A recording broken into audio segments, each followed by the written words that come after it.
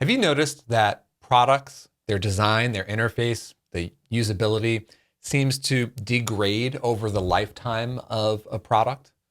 Maybe this is happening with products that you've used for a long period of time, or maybe your own products that you're building for yourself or with clients.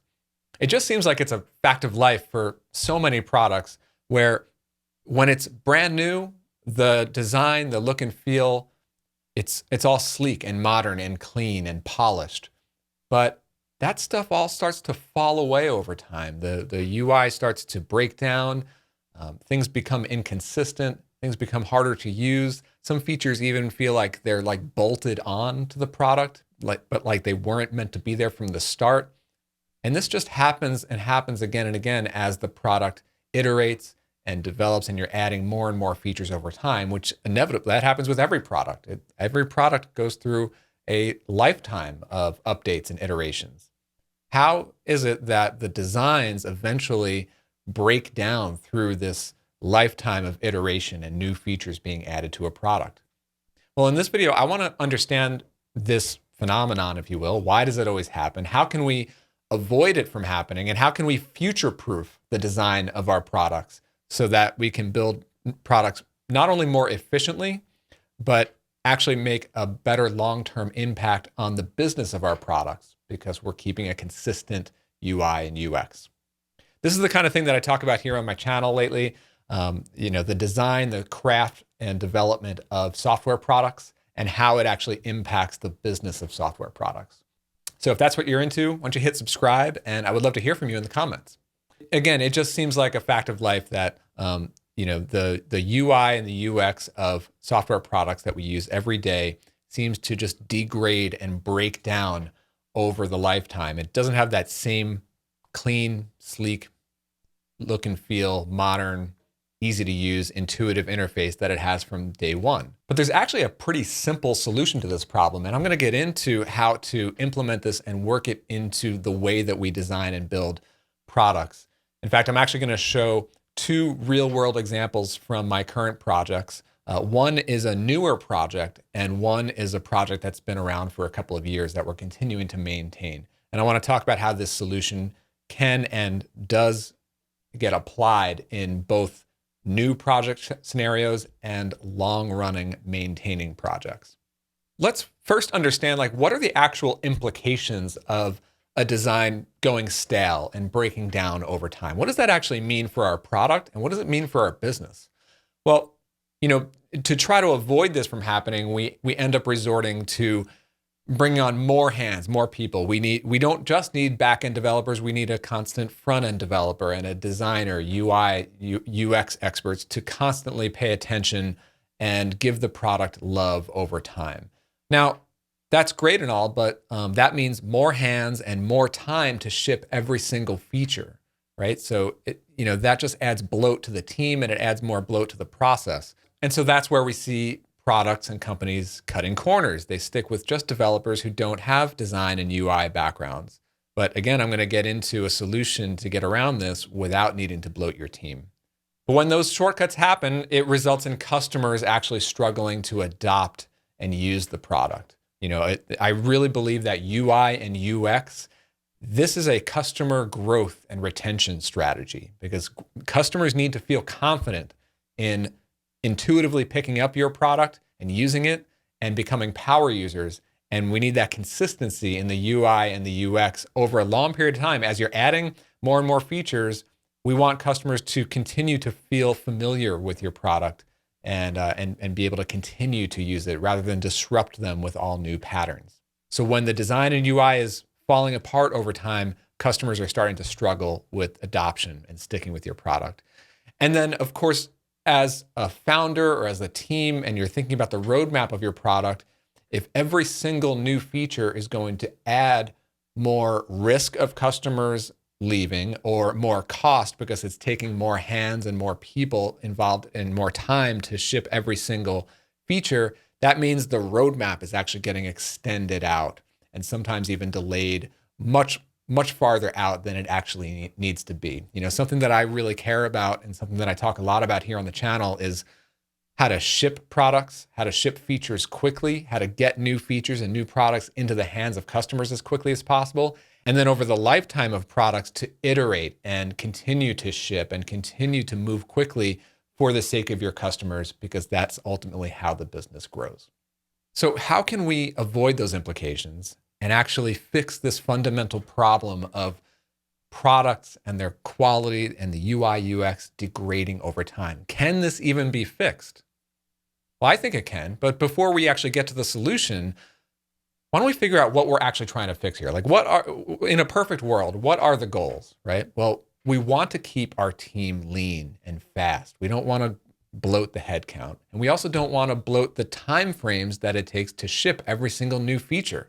We don't want every new feature to have to go through a design review and a front end cycle and a UI and mock-ups and reviews and approvals and then development and then go circle back to design.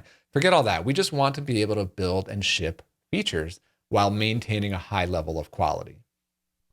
And so we want to ensure that the UI stays fresh, not just for the first month, not just for the first quarter after we launch the new design. We want that new design to be set and stay consistent for years to come. We want to be able to keep building on our product and keep iterating and keep expanding without sacrificing the UI and UX quality.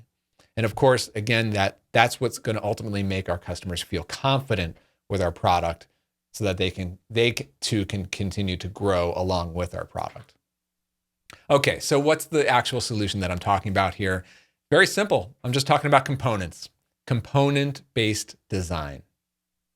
I'm talking about the D.R.Y principle, D.R.Y, don't repeat yourself.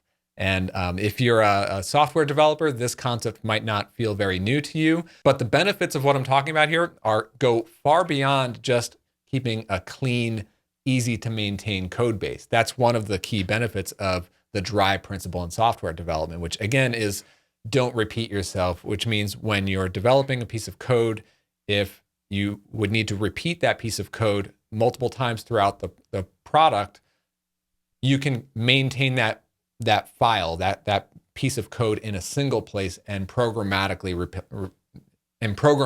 repeat it in other places. And I'm going to show you exactly how I do that in my projects. So some of my most common UI components that I go to in just about all of my products are things like dropdowns, buttons, menus, forms, of course, and popovers. And I just recorded another video all about popovers, one of those seemingly simple, small UI enhancements, like the popovers like with tooltips. Well, they're actually, they make quite a bit more impact for your business. Again, a big theme of the channel here. So if you want to check that video out, the link is right there. But so these are the most common components that I go to.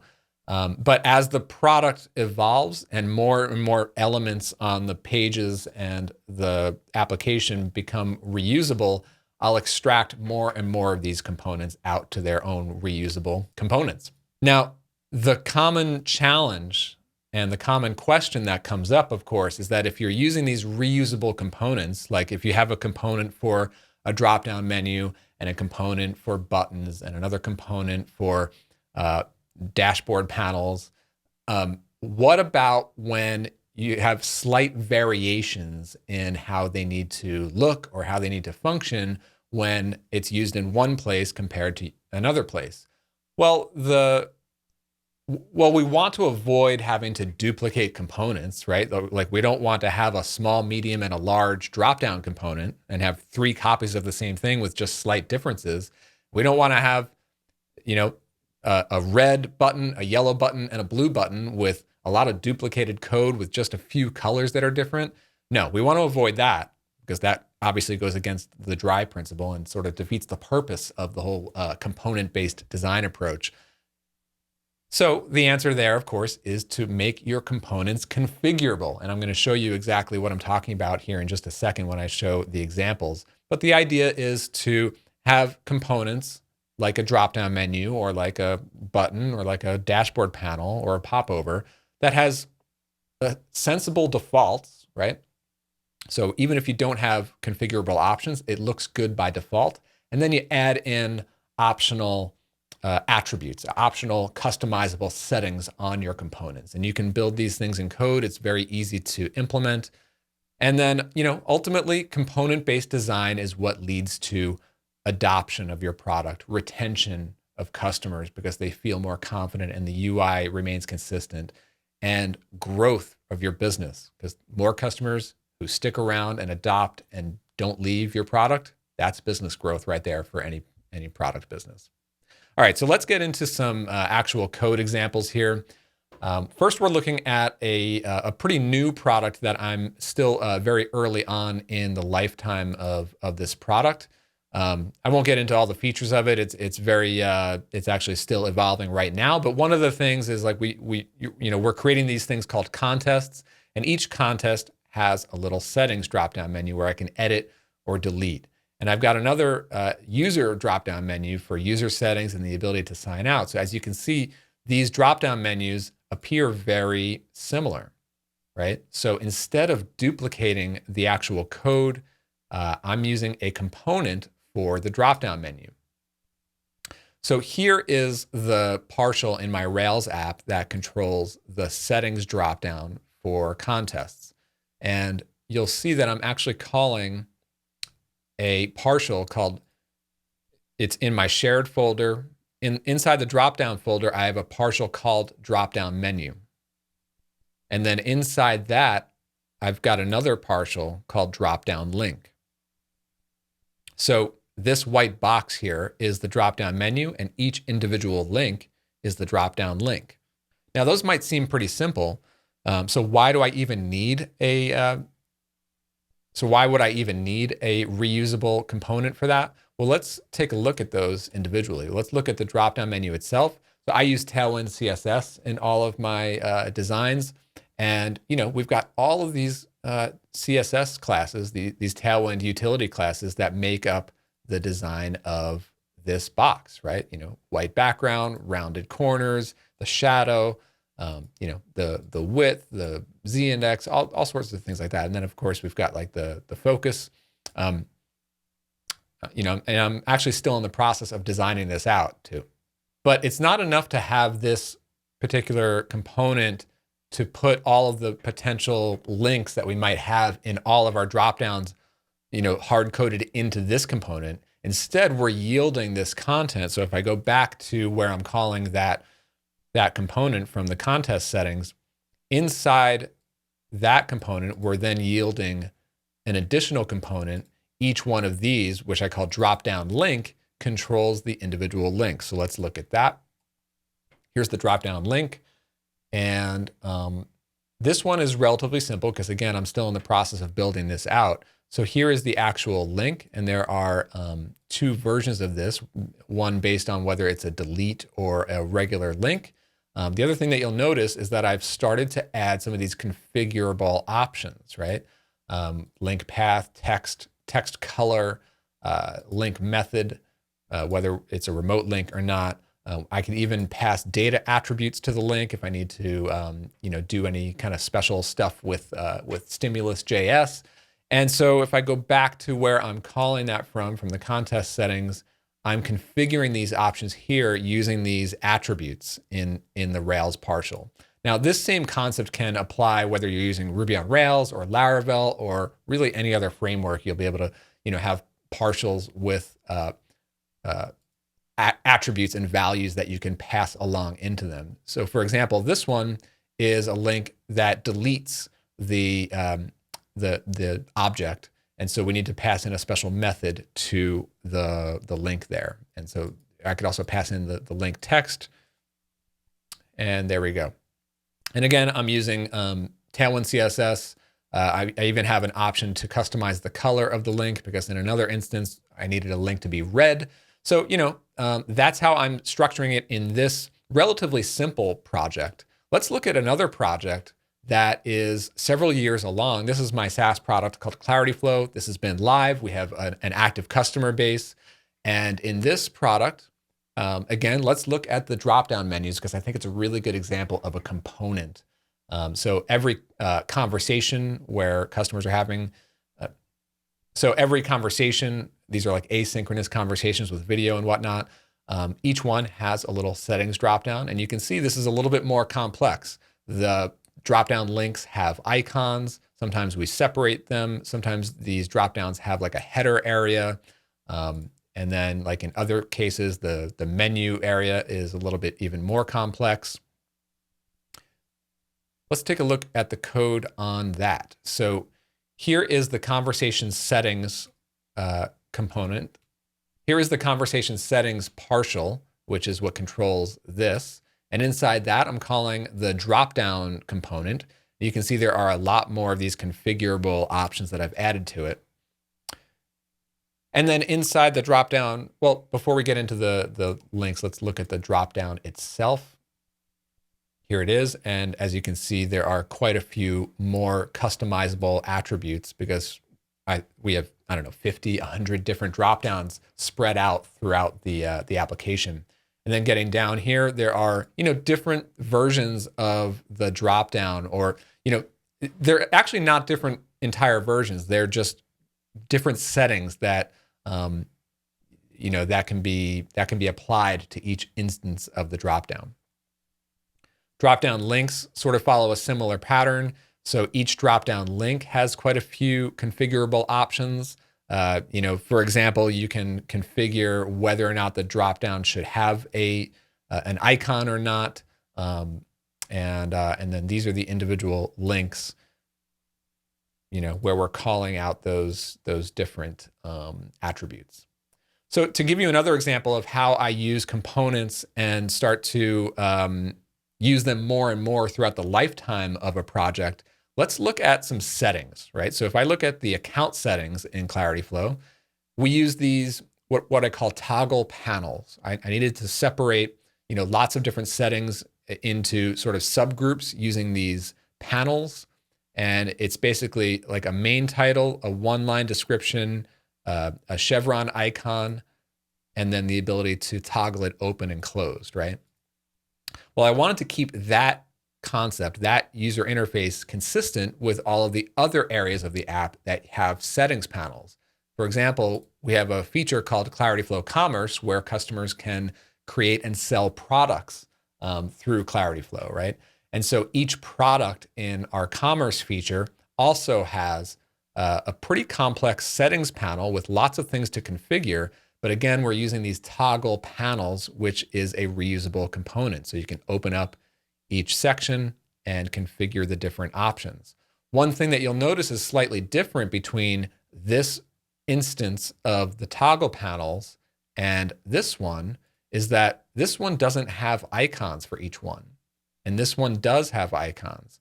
So I built in the ability to either have an icon or not have an icon. And if there is an icon, then the ability to customize what that icon should be.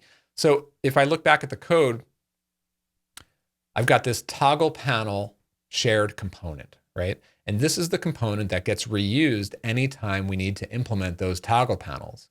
It's got everything that we need. It's got icon name, and if icon name is not there, then we're just not going to show the icon. So that's the example I was just talking about. We can give it a description and optionally give it a one-line description. We can give it a title and optionally give it a one-line description just underneath. And then we can make this panel opened by default or not. And then we can continue to yield the content. And the content would then be like everything inside. And and right there, I just noticed like this little box, that's another component that I used. I call it callouts. So anytime we need kind of like a highlighted box with some content, I use a component called callouts. And I've got the Tailwind CSS classes all built right into it. So as you can see, I'm a big proponent of using components. I've got them all throughout the apps. And the sooner that I come across something that I'm starting to reuse, the better, right? I think it's really important to do that early on in the lifetime of a product. The ultimate benefit is not just for clean, maintainable code, but it's to keep the team lean and so that developers can even implement pixel perfect designs without having to be great designers, because it's all the design is built into the components themselves. So that's how I use components to future-proof my designs for my products and for my clients. And a really good, more specific example of this is how I use popovers. I talked about them earlier. I'm going to link to that video just here so you can check out how I actually use popovers in practice. Thanks for watching.